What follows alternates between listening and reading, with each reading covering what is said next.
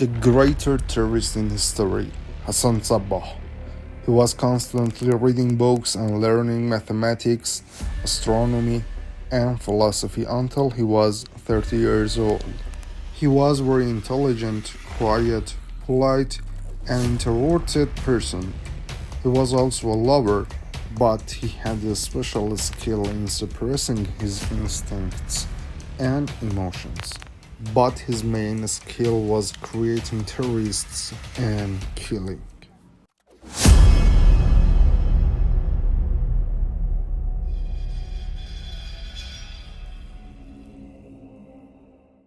In this video, we are going to talk about the character, behavior, and personal life. We are looking for the reasons for his actions, not whether they are right or wrong. Hassan Sabah was born in Iran in 1050, but his father was an Arab. Until he was 30 years old, he was studying sciences in Qom, Ray, and Egypt. Iran was a vast and powerful country at that time. The king of Iran was Malik Shah and his minister was Nizam al-Mulk. Hassan Sabbah was very opposed to Malik Shah's policies. At first, he left Egypt and went to the north of Iran, where he started teaching people. Because of his good behavior, the people of that area liked him very much. Hassan Sabbah understood that he needed a place for his small government. After a lot of research, he identified the best place in Iran, Alamut Castle.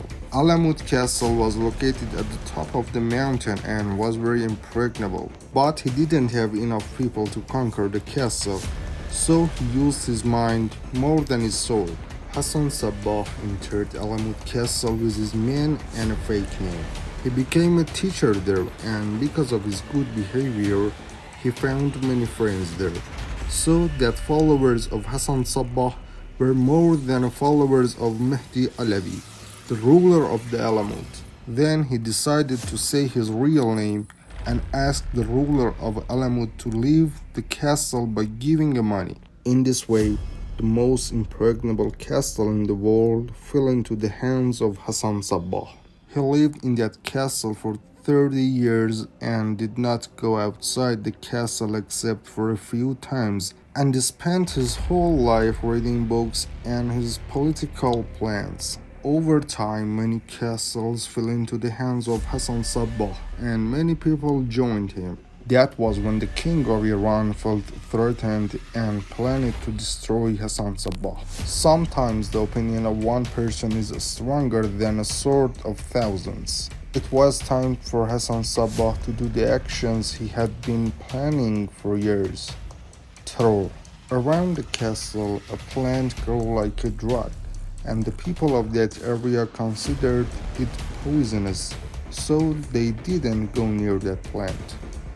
That plant was a reason for naming Hassan Sabbah's group Hashashin, who are known as assassins in the West. His followers called him the key to heaven, meaning the one who should allow people to enter heaven. Using science can also have a dark uses, but how did he convince his followers to assassinate others?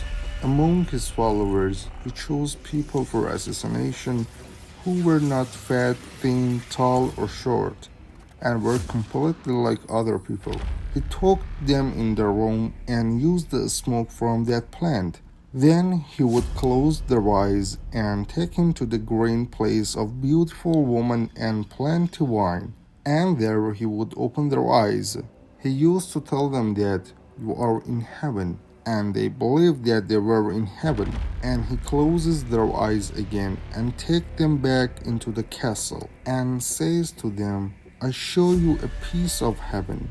I am the one who chooses who goes to heaven, but if you want to be there forever, you must go and assassinate the person I want, and then kill yourself too. After that, heaven is waiting for you. After Malik Shah's decision, the time of assassination had come. He sent one of his followers and assassinated Nizam al-Mulk and caused the death of Malik Shah, and killed himself after saying this sentence, I sacrifice my soul for the key of heaven. Hassan Sabbah killed his instincts and emotions to achieve his goals. One day, his wife told him at the beginning of his role, "I love you, but sometimes I am afraid of you." He replied, "Thank you, and I also admire your fear." Killed both of his sons for small mistakes. His wife left him after the death of his son and started saying bad things about Hassan Sabbah in other cities. This work of his wife caused the train of the first female terrorist. Hassan Sabbah ordered the murder of his wife, but this time by a woman. And in the end, none of the Persian kings could conquer Alamut, and Hassan Sabbah finally died there in 1124.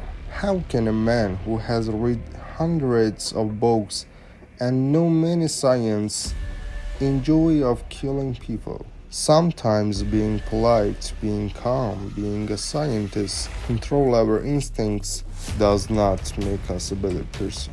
History repeats itself many times.